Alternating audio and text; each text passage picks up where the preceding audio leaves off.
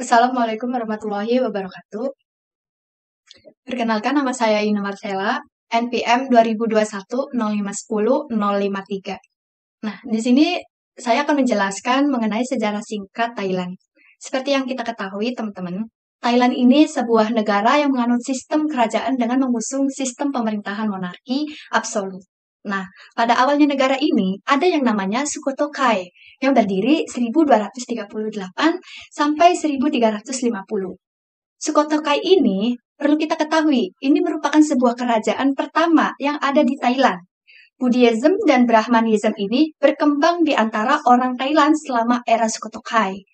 Nah, akan tetapi sayang sekali kerajaan ini berlangsung tidak lama karena digantikan oleh kerajaan Ayutthaya yang pada suku Thai, sehingga menyebabkan nama Siam ini masih digunakan di kalangan warga negara Thai, terutama kaum minoritas Tionghoa dan Amerika.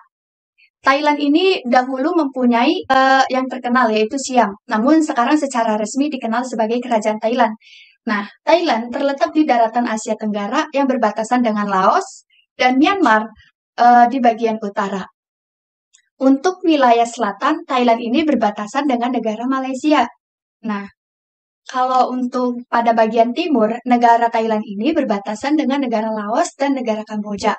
Nah, bagian barat Thailand berbatasan juga dengan negara Myanmar. Secara astronomis, Thailand ini berada pada garis lintang, letaknya ada di 5 derajat Celcius lintang utara sampai 21 derajat Celcius lintang utara. Sedangkan untuk garis bujurnya, Thailand ini ada di 90 derajat Celcius bujur timur sampai 106 derajat Celcius bujur timur. Nah, Thailand ini memiliki iklim yang ada di negara Thailand itu tropis, sama seperti Indonesia ini. Berdasarkan golongan etnis, Thailand ini dapat dibedakan menjadi 4 suku bangsa, yaitu suku bangsa Thai sekitar 75%,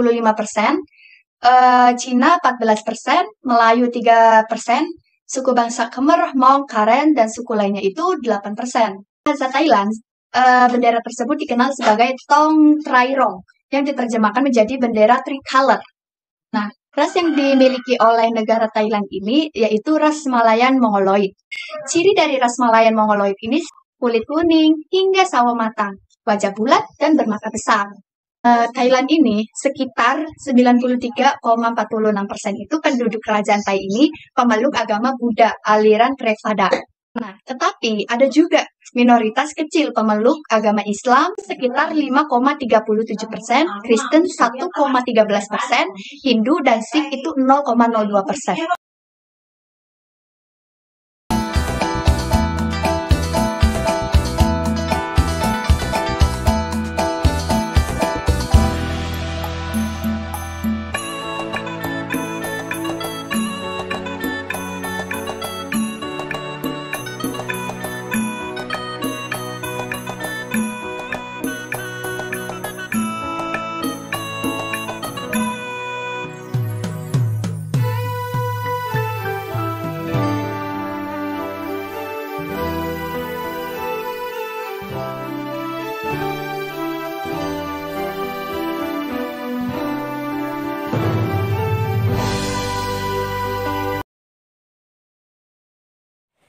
Di sini saya akan menjelaskan sistem pemerintahan negara Thailand. Negara Thailand menganut sistem pemerintahan monarki konstitusional, di mana bentuk pemerintahan raja melayani rakyat Thailand sebagai kepala negara, di bawah ketentuan konstitusi Thailand, dan pemerintah dipimpin oleh Perdana Menteri, para menteri dari berbagai kementerian, wakil menteri, dan pejabat parlemen dari berbagai kementerian pemerintahan.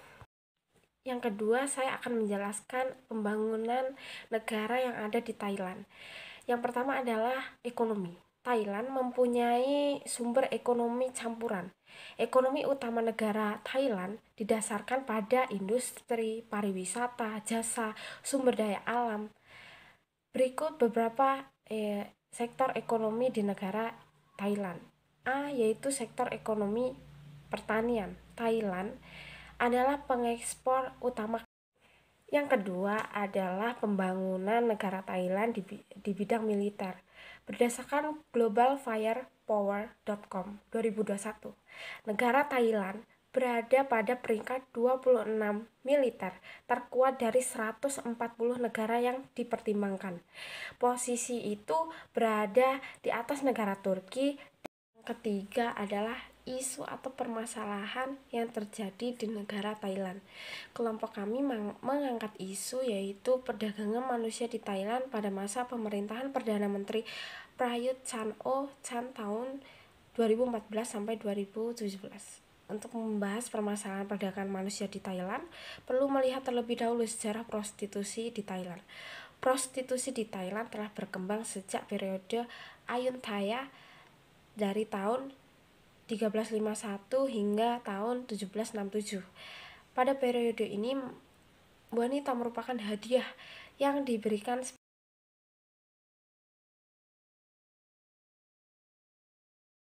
Selanjutnya kita akan membahas negara kita sendiri, yaitu Indonesia. Jadi sebelum kita mengenal Indonesia pada saat ini, dulu daerah-daerah yang sekarang kita tempati sebagai Indonesia dulu bernamakan Nusantara.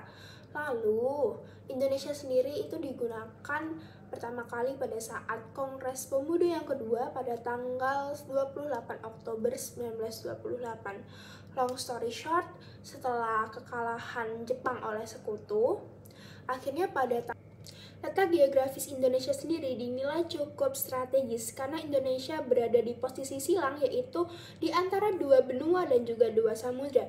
Indonesia diapit oleh benua Asia dan benua Australia, dan di antara Samudra Pasifik dan Samudra Hindia.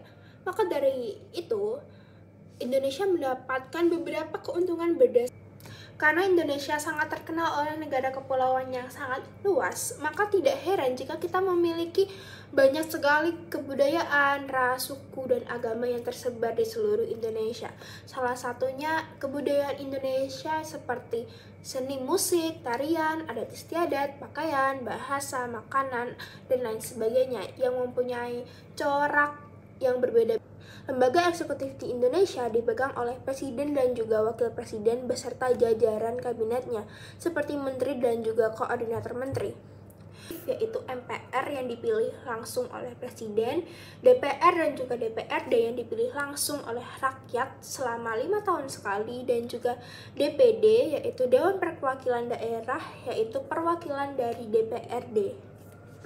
Dan juga Indonesia mempunyai 3 lembaga yudikatif, yaitu Mahkamah Agung sebagai lembaga yudikatif tertinggi, Mahkamah Konstitusi yang bertugas untuk menafsirkan Undang-Undang Dasar 1945 dan juga memutuskan sengketa hasil pemilu, dan juga Komisi Yudisial sebagai lembaga independen. Baik, di bagian ini saya akan memaparkan tentang pembangunan negara di Indonesia. Yang pertama yaitu definisi pembangunan negara. Secara umum kita dapat memaknai tentang pembangunan sebagai suatu proses perencanaan atau bisa disebut social plan yang dilakukan oleh birokrat perencanaan pembangunan untuk membuat perubahan sebagai proses peningkatan kesejahteraan bagi masyarakat. Kemudian di sini poin keduanya yaitu kondisi pembangunan negara Republik Indonesia seperti apa sih kurang lebih. Di Indonesia kata pembangunan sudah menjadi kata kunci bagi segala hal. Secara umum pembangunan diartikan sebagai usaha memajukan kehidupan masyarakat dan warganya. Namun seringkali kemajuan yang dimaksud terutama adalah kemajuan material. Maka pembangunan kerap diartikan sebagai kemajuan yang dicapai oleh suatu masyarakat di bidang ekonomi. Bahkan dalam beberapa situasi yang sangat umum, pembangunan diartikan sebagai suatu bentuk kehidupan yang kurang diharapkan bagi sebagian orang yang tersingkir dan sebagai ideologi politik yang memberikan keabsahan bagi pemerintah yang berkuasa untuk membatasi orang-orang yang mengkritiknya. Kemudian di sini pembangunan perspektif historis. Jadi bagaimana sih pembangunan negara dalam perspektif sejarahnya yang lalu, karena kita kan Indonesia itu telah mengalami 3 periode, yaitu yang pertama Orde Lama, kemudian Orde Baru, yang Orde Baru kita di sini pada Orde Baru itu diklasifikasikan menjadi 6 pelita. Pelita 1, pelita 2, pelita 3, pelita 4, pelita 5, pelita 6. Kemudian masa reformasi. Masa reformasi ini evaluasi pelaksanaan rencana pembangunan Perubahan paradigma dan pendekatan pembangunan pada prinsipnya merupakan upaya untuk menata kembali dan mengedepankan penyusunan perencanaan pembangunan nasional dan daerah secara sistematis, terarah, terpadu, menyeluruh, dan tanggap terhadap perubahan serta menjamin keterkaitan dan konsistensi antara perencanaan, pelaksanaan, pengendalian, dan evaluasi pelaksanaan rencana pembangunan. Kemudian tantangannya apa saja dalam pembangunan di Indonesia itu? Di sini digolongkan menjadi yang pertama, kemiskinan itu sering terjadi. Halangan hambatan dalam pembangunan negeri itu sebab dari kemiskinan masih banyak. Kemudian pembangunan kelautan, isu strategis pembangunan kelautan yang meliputi bidang-bidang seperti pertambangan, pariwisata bahari, perikanan, ekonomi masyarakat, pesisir, angkutan laut, dan industri maritim. Baik dari berbagai isu permasalahan negara di Indonesia, yang kami akan bahas di sini adalah ancaman middle income trap. Bagaimana seharusnya Indonesia? Istilah ini pertama kali populer setelah dipakai dalam sebuah laporan Bank Dunia yang rilis pada tahun 2007 berjudul An East Asia Renaissance: Ideas for Economic Growth, di mana middle income dalam buku ini mengacu pada keadaan ketika sebuah negara berhasil mencapai ke tingkat pendapatan menengah, tetapi tidak dapat keluar dari tingkatan tersebut untuk menjadi negara yang maju. Menurut Linda Gleu dalam literatur berjudul The Middle Income Trap, Definition, Theories and Countries Concert, middle income trap adalah mengacu pada negara-negara yang mengalami pertumbuhan ekonomi sangat pesat sehingga mencapai status negara pendapatan menengah, namun kemudian gagal mengatasi perlambatan ekonomi guna mengejar ekonomi yang setara dengan negara-negara maju.